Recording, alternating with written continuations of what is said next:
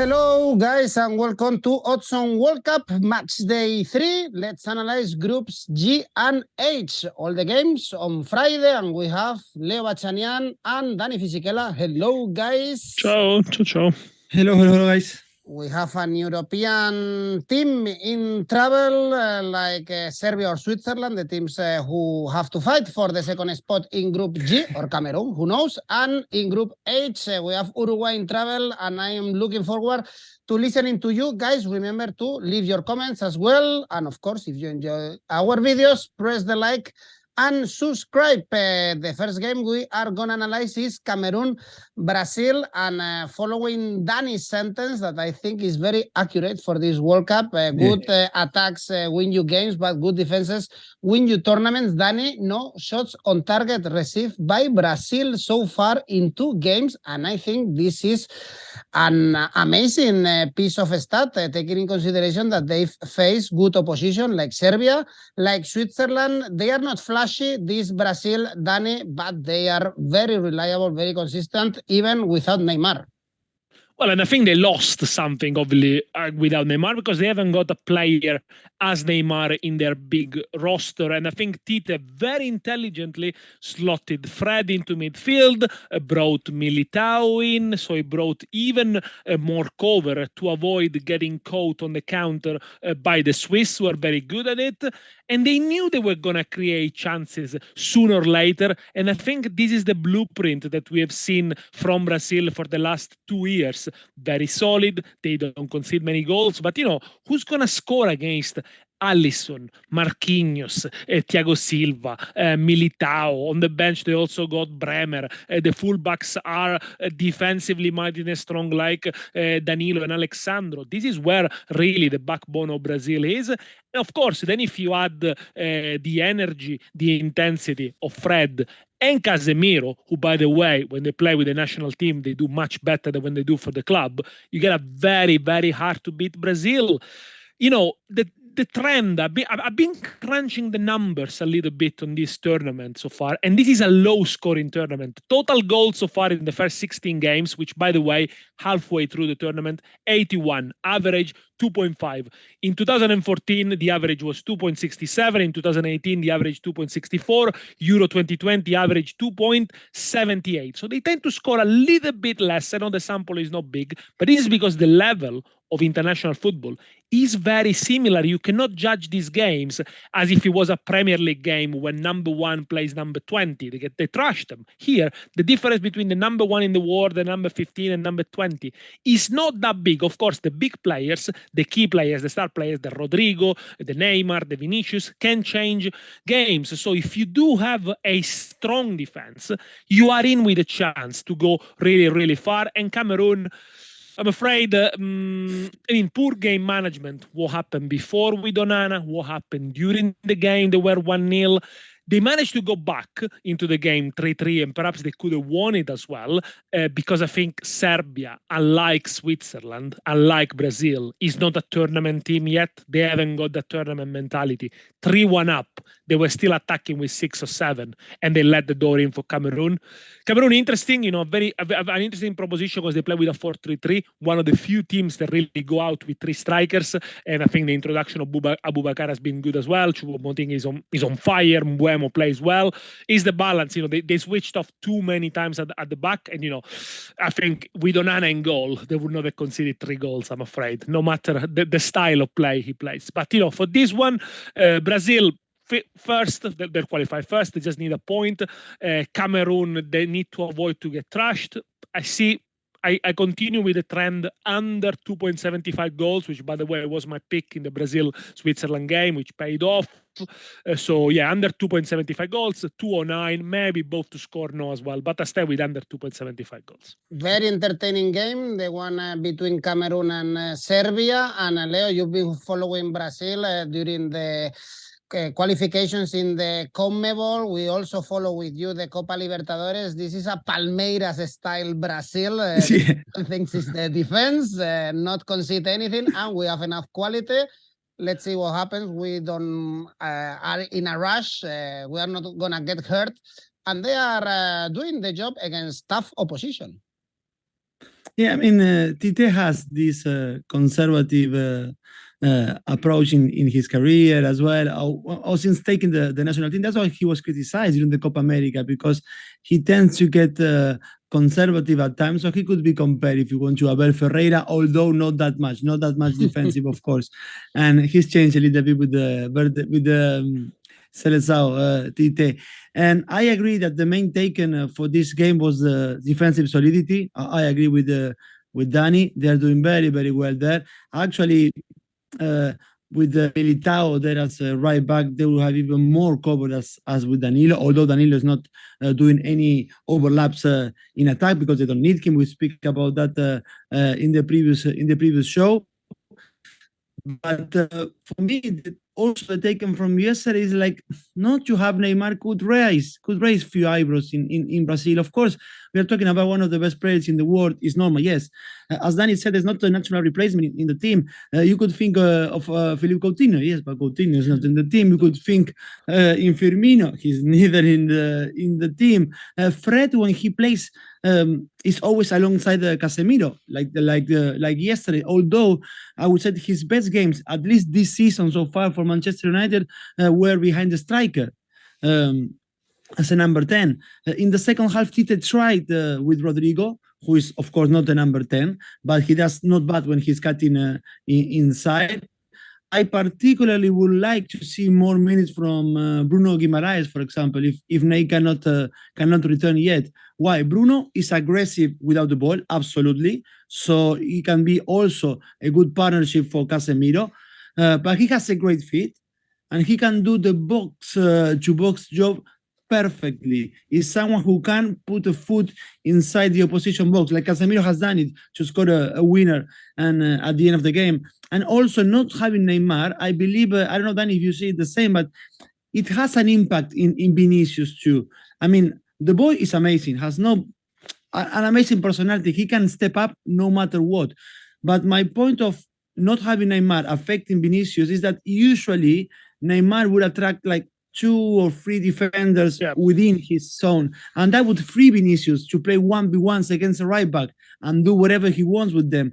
And yesterday in the first half, in the end, the person who had 2 or 3 defenders closer to him, that was Vini. Yes, in the second half, with Switzerland starting to get tired, as Dani said, and I'm going to repeat it, I guess, all this World Cup, teams can defend against great opposition for 65, 70 minutes. We don't know if we can do it for 90 minutes. Well, it happened against Switzerland. And then Vini started to find spaces and he could play his 1v1s. But not having Neymar, I believe it has the impact also on Vini, Dani. And totally. Going into this last fixture, yes, I believe it's all for Brazil to take again. Cameroon defensively, we saw it once again yesterday, is far from being solid.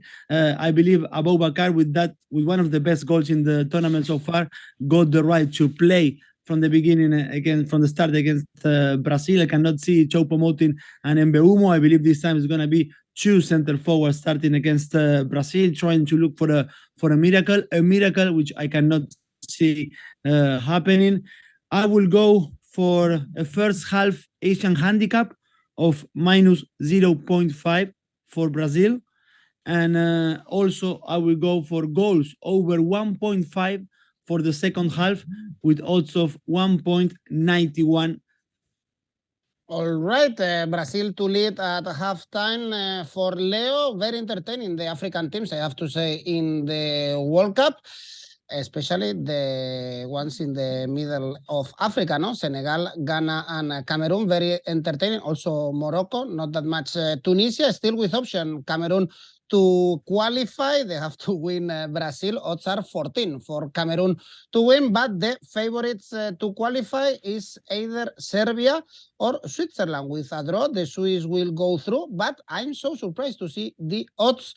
And Serbia is favorite for this game, especially after seeing the games in the match day too. Leo, I'm so surprised because I was very disappointed with Serbia. They had the game in control. Then they conceded that first goal, and they were also very nervous at that point.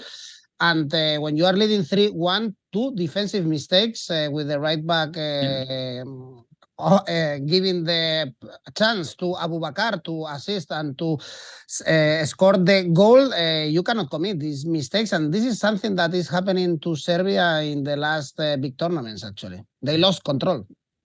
Yeah, and guys, again, going into this Serbia-Switzerland, something we mentioned on the first preview prior to the first games, the emotional game they're gonna play against Switzerland, and I cannot put that one on the side. We saw that in Russia 2018, how the emotions played out during that game, and the team who controls it more is the team who's gonna get closer to a win. I mean, for Switzerland, a draw could be enough, but Serbia cannot afford anything but a win. I remember in the last World Cup, before the game was Xherdan Shaqiri's right boot with the Kosovo flag printed on it that made the headlines. That was before the match, but in the end was his left foot that and his hands, no, what made the headlines after the game finish. That 2-1 for Switzerland was a pulsating match, super tense encounter.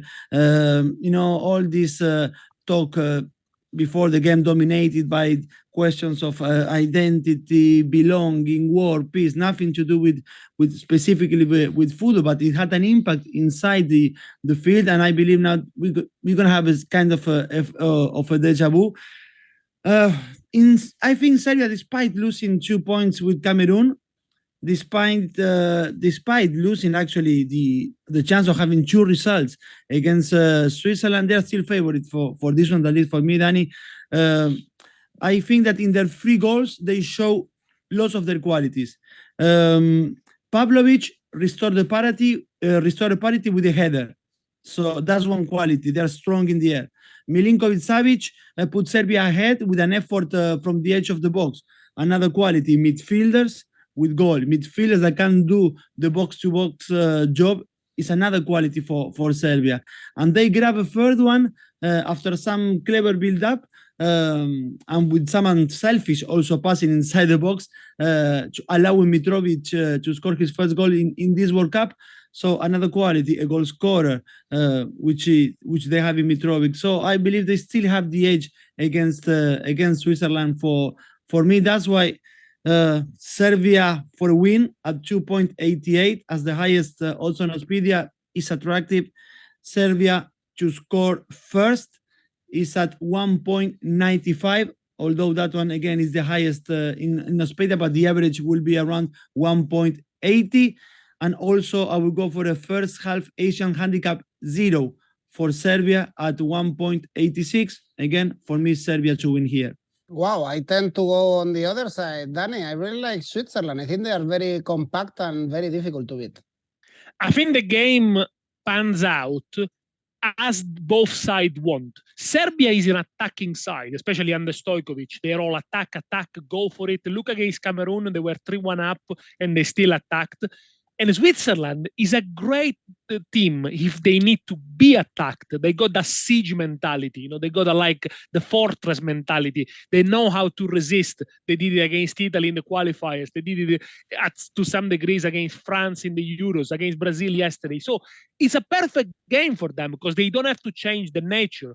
And obviously, it comes down to who can execute the plan better and who's got the better players. Probably at the moment, in terms of quality, you look at Serbia and you think man for man, they got the better players, but who's got the better experience, who's got the most tournament mentality? Well, then I think Switzerland, it's more used to manage themselves in tight margin and in this situation, but it's very difficult to call. Look, I think this is going to be a game with a lot of goals, I imagine, in the second half, because the best chance for both teams is to stay in the game as much as they can. If the first half finishes 0-0, nothing is lost. But if the first half finishes 2-0 for somebody, then basically the qualification is almost gone. I cannot imagine Serbia continue attacking as they did against Cameroon foolishly after all. So in the second half, you could see counter-attacks from the Swiss, especially if they bring in the likes of Okafor. Obviously, Mbolo is a very quick player. Let's see whether Shaqiri starts or not. Vargas could be very dangerous for them. And the Serbs are going to go all for it. I think probably going to play in the end with Mitrovic and 𝐜𝐵𝐽𝐻 up front, helped by 𝐾𝐼𝐴𝐷𝐼𝐻, Tadic. They're going to put everyone in, even 𝐬𝐿𝐴𝐧𝐧𝐞𝐜𝐭𝐞𝐝. We haven't seen much this World Cup. Look, I do like the over 1.25 goals in the second half, 190. That means if there is only one goal in the second half, you lose half your stake. More than a goal in the second half, you win. I think this is going to be a high scoring towards the end, obviously considering also the news that might come from the Cameroon-Brazil game. Probably Brazil would be already ahead and winning, so they know Serbs, they need to win for it if they're not already winning. Leo sees Serbia in the last 16 round because he's tipping Serbia. Dani, you have doubt. I have doubt. I do see Switzerland, to be fair. I think despite Serbia being a better team, despite having a very good record under Stojkovic, they only lost one game in, 24, something like that. And they did it against Portugal, in the qualifiers. They won 2-1 there. But to qualify without the playoff, I have seen in that game against Cameroon some of the old mistakes of the Balkan teams, that kind of rage, that kind of fury, and not the cool head. And you need cool heads in tournaments. I think Switzerland, as I said, defenses win you tournaments. Switzerland slightly ahead for me. For me too, and I'm surprised also not to see 𝐵𝐿𝐴𝐵 in the team. It's true that Mitrovic has full confidence, but still. Well, the second of this group, Switzerland or Serbia, or perhaps Cameroon, will play against Portugal. And who knows who is going to play against Brazil? For that, we have to analyze Ghana, Uruguay, and Leo, there is a tomb oil in Uruguay, in the Uruguayan dressing room. Cavani was criticizing Diego Alonso and the defensive mentality of the manager just right after the defeat against Portugal. The All Glories are not playing good. I think they are not for the World Cup, like Cavani, like Luis Suarez. The new youngsters still, they don't have the chance to shine with this Uruguay. So it's a team with a lot of problems. Also, we saw the problems of Uruguay in the CONMEBOL qualifiers. And Ghana surprised us with the victory. A very entertaining game again against South Korea with one player that Dani likes a lot, 𝐻𝐿𝐴𝐷𝐼𝐻, scoring a brace. Do you see Uruguay bouncing back and getting the victory against a tough team like Ghana? That was to me, Edu, the question? Yeah, for you, Leo. Okay, yes. Now, I mean, we always think that that Uruguay can restore to their might. When the times are tough is when you tend to see the best coming from Uruguay, from the Celeste. But to be honest, yesterday, Edu, it was very clear, Edu, Dani, the disconnection that exists between of what the coach wants and what the players aspire to develop. You could just tell it by listening to their public expression statements after the match finished. I mean, as what's happening inside the field. I believe since the pre-Tavares era, and Tavares was there 15 years, so you have to look back at the first few years of the 2000s to find such an uncomfortable situation as the current one. What we are witnessing is far from what this Uruguay promised to be, having one of the best squads for them in decades for the Celestes. And look at the disconnection, as you were mentioning, Edu. Alonso spoke of a team that had many chances to score. But Josema Jimenez, after being told what Alonso said, he went with we did not go out to win. That was huge against Alonso. And when Cavani was asked what's going on with the team, his answer was, you should ask the manager for that. So for me, last night was a throwback to the past for Uruguay, guys. Despite having modern midfielders in Bentancur and Valverde, we saw a team that most of the time, the only idea I had was to throw long balls to see what Darwin or Cavani could do, mostly for the first 60 minutes. Uruguay had 7 players with defensive characteristics. Not even in the most conservative times of Tavares, I think we saw something like that. Alonso changed last night and chose to play with the 5 at the back. And when in possession, seeing the way in which Uruguay ran out of arguments with the ball, it was alarming. And they are wasting Valverde's talent. Surprisingly, Vecino appears more advanced in the field than Bentancur, who should have a more leading role in the midfield. When he stepped into the Portugal box, it was because of individual effort. Remember, at the at the 30 minutes of the game, he almost scored a beauty, coming dribbling with the ball from halfway line. But that's the point. It was individual effort, was not coming from an associative play with his teammates. Only after the first goal we started to see Uruguay trying to get ahead in the film. The problem is, like, after 65 minutes running behind the ball, the players were running out of gas, to be honest. And the most upsetting thing for me, and with this one I finish with Uruguay, is that the draw, which was the idea of Alonso, was exactly the same as losing. It was not going to change anything going into the last fixture. Uruguay needed to win against Ghana, drawing or losing against Portugal. So if to lose or to draw is the same, why don't you go for a win? And that's why I believe many people are upset with Alonso in Uruguay. I will go for goals over 1.5 in the second half with odds of 2.28. So I believe everything starting to span out in the second half. Both teams to score, which has odds close to 2. And I will give a double chance for Ghana, despite believing in Uruguay coming to terms at the right time. A double chance for Ghana stands with odds of 2.25. Probably, Dani, is one of these games, as Leo is saying, that we are going to see goals in the second half, especially if it's a tight one at the beginning. Uruguay at one point, they have to attack, and Ghana, we've learned in this World Cup, as a good African team, they are good going forward, but sometimes they lack a good defense as well. Top scorer between the African teams, because they score 5.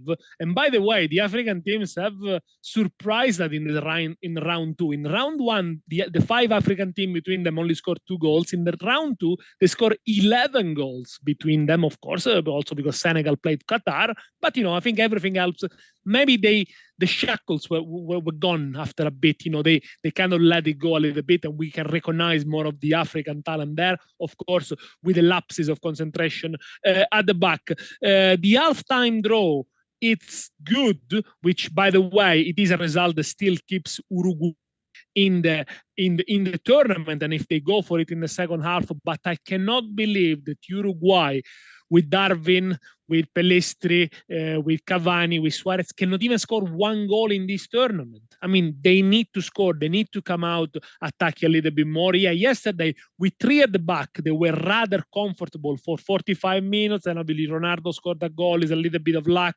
In the second half, though, when they had to go, the shots and the chances they produced, they all looked a little bit by chance, a little bit by confusion. It wasn't really an organized play. Also, they hit the post once, twice, then with Suarez. But yeah, in India, maybe the penalty was a little bit harsh. But yes, as Leo said perfectly, if you got a win and you play for the draw, in the end, you're gonna end up losing. We know that. We've seen this movie many times before. You cannot do it. Ghana, yeah, very good going forward. I think with Kudus behind the striker, that's what they get the most out of him. Sometimes they play him too much as a striker, it doesn't work. But behind Iñaki Willis, it's fine. The Ayew brothers are doing a really good tournament. Is a good mixture. They put Amartey from Brighton in against South Korea. We know what he can give going forward. So they gave South Korea a few problems there. I'm going to go for goals here. I think, again, as I said, I wonder how much does Luis Suarez to score against Ghana and kick them out pay? I mean, that would be a good one, to do it twice in a row, this time without his hand, but scoring just a normal goal. That would be an interesting plot. But I'm going to go for over 2.25 goals here, 190. So if there is only 1 goal in 2 goals in the game, you lose half your stake. More than 2 goals in the game, of course, you win. 190 for this Ghana Uruguay. Of course, these teams have a history between them. Let's see if we see again Luis Suarez hand. Very disappointing. Uruguay so far, but still they have the chance to qualify. Also, they have the chance to qualify. South Korea, with 1 point. They are facing Portugal. When we see, or when I take a look at the outright odds for winning the World Cup, I'm so surprised to see Portugal in the 6th spot. That, in my opinion, is one of the big favorites to win the tournament, not because they play great, because they have Fernando Santos on the bench and you cannot play great with this manager, but because they have a great squad and they are showing it. They have a good defense, and Bruno Fernandes is one of the stars of the tournament so far. Tournament mentality. We're going to see that time and time again. Tournament mentality, managing the tight margin, don't conceding goals. That's what wins you the tournament. Portugal are solid in terms of how deep the squad it is. I think they got as deep squad as Brazil. They can bring in so many options from the bench, the likes of Palhinha, for example, or Leao. You know, just to name a couple. And they got a deep squad. You know, Guerreiro. I mean, it is good to see. Are they entertaining to watch? Are they beautiful to watch? Absolutely not. But they are solid. They don't concede much. Uruguay had chances always towards the end. The problem with Portugal sometimes could be the mobility of the forwards. They always want the ball to the feet. They always come short to the ball. They don't run in behind much. Of course, with Ronaldo there, it's a bit difficult for him to do it, the pressing and the running in behind. So it should be more, of course, João Felix, but he tends to not do it and play in wide areas. I think, Portugal, like I said, it is a solid team. They've done really well so far to be qualified after 2 games. That's what you want. You know, as I said, you cannot win the World Cup in the group stages, but you can definitely lose it. So if you go through with 6 points after 2 games is great. But again, this is a tournament of tight margins. Again, yes, last night I couldn't sleep. I did a bit of numbers. 21 games out of 36, because we are recording this, on a Tuesday morning, so after 36 games. So 21 after 36, under 2.5 goals. 19 games out of 36, both to score no. So they are only one team scored, and they've been 5-0. The goals number we mentioned before, the average is 2.5. You wonder, wow, the World Cup is the goal fest.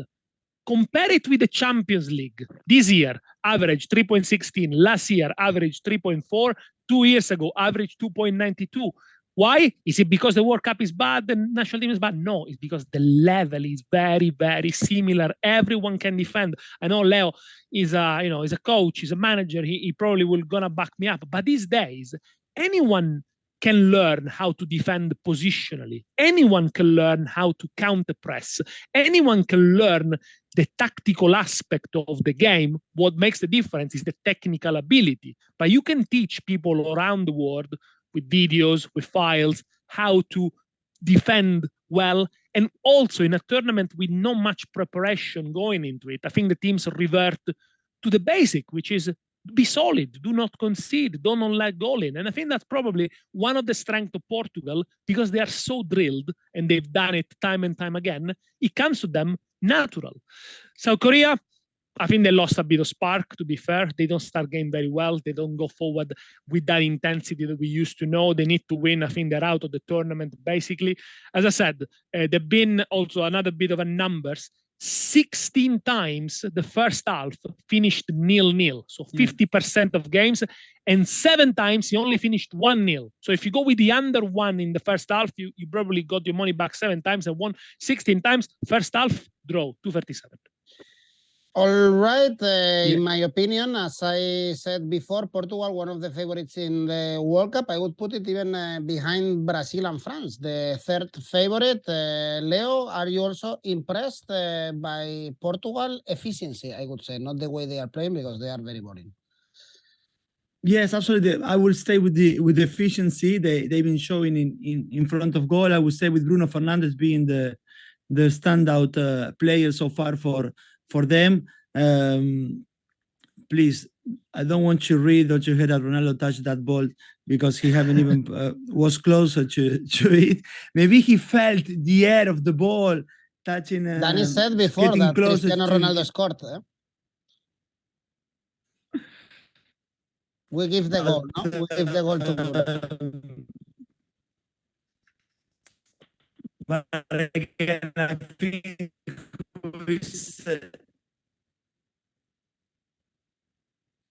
yeah, but we got to know that the goal was given awarded to the line having a very good tournament, I believe, so far. They done defensively better than we have seen with Ghana. Surprisingly, with Ghana, for me, was like the mistakes came from the right-hand side where Ruben Diaz and 𝐿𝐴𝐴𝐵 were playing, and you expect them knowing each other from Manchester City, how well drilled they are.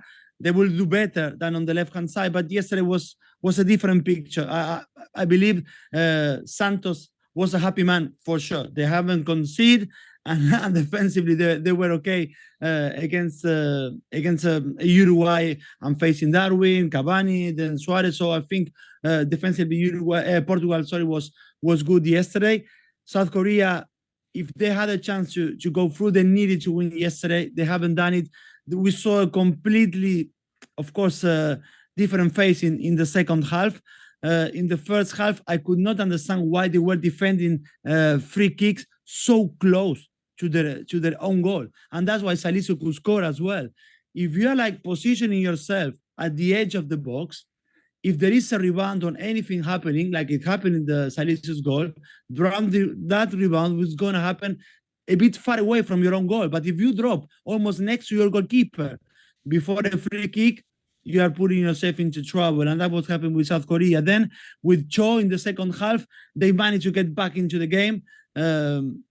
But I cannot see them inflicting any pain to Portugal, who's going to for sure anyway change 4 or 5 players. We will see, because they are already through. They had the chance yesterday. They couldn't take it, South Korea. So I will go, as Dani was mentioning, all those numbers for draw at halftime. I don't think so it's going to change in this game, because Portugal won't be interested in pushing from the very first minute, and I cannot see South Korea inflicting pain in those 45 in the first half against Portugal. So for me, the take on this one, draw at halftime, as Dani said, at 2.37. All right, Dani, you are an expert in international football. After seeing 2 games of South Korea, which is the team that we have to follow? Well, I would say the one from Napoli, because I follow it the most, 𝐿𝐭𝐴𝐵. But that's a tough question. You know? I will keep an eye on him. Well, let's place our bets for Friday. Let's see which one, Dani, is your favorite bet. Ghana, Asian handicap +1, 169. We were saying at the beginning of the tournament that Ghana was the weakest of the African teams, and they are competing really well. Leo, your safe bet? It will be goals over 1.25 in the second half in Cameroon against Brazil, with odds of 1.59. All right, and your ACCA, Leo, for this last day of the group stages? Yes, so I will go with the first half Asian handicap 0 for Serbia. I will go for goals over 1.5 in the second half in Ghana and Uruguay, and the same in Cameroon and Brazil. Goals over 1.5 in the second half.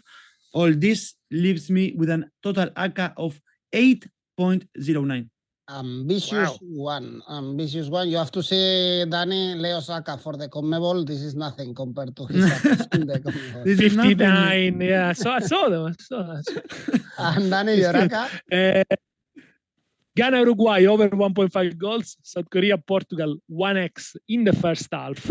Brazil win, and Serbia, Switzerland over 1.5 goals overall. Total odds a bit less than Leo, 424.